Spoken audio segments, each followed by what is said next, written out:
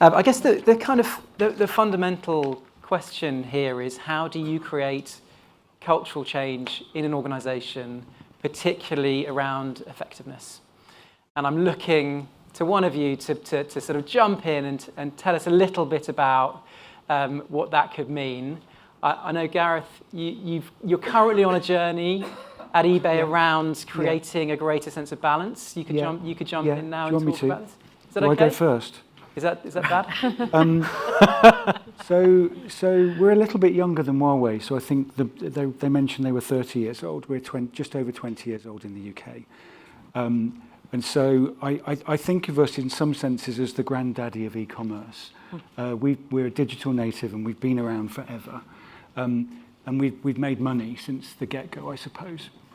But and thankfully we're still growing. So 26 million people in the last 52 weeks have bought something on eBay in the UK. And what's powered a lot of that growth has been digital performance marketing.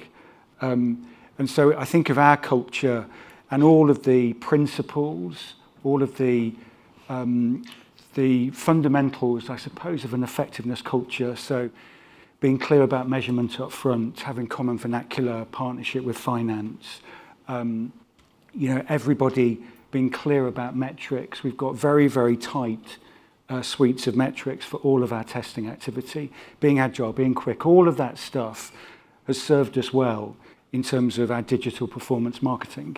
But I don't know who it was. It might have been Les.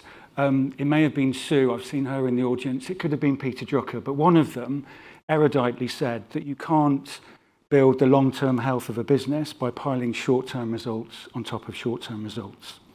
And so we found that we were piling money into all of these performance marketing channels, but it didn't give the opportunity to tell the story about eBay. So despite what Google might say, you can't build an engaging story through a PLA shopping ad.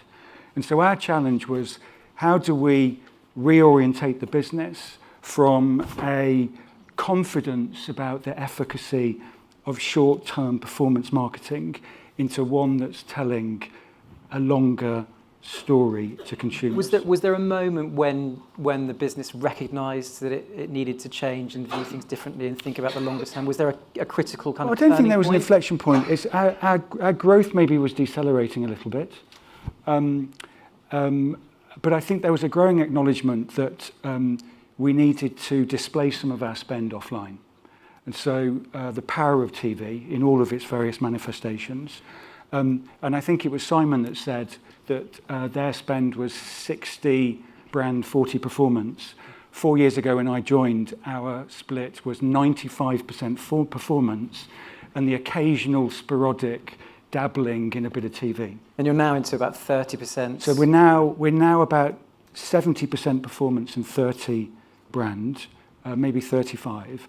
But I suppose what we've done is try and understand the impact of that brand spend by applying some of the principles that we apply to our performance spend. So, and I think the other thing is we talk about the delineation between longer-term brand building and short-term performance, but increasingly we're thinking, well, actually the two can be the same thing.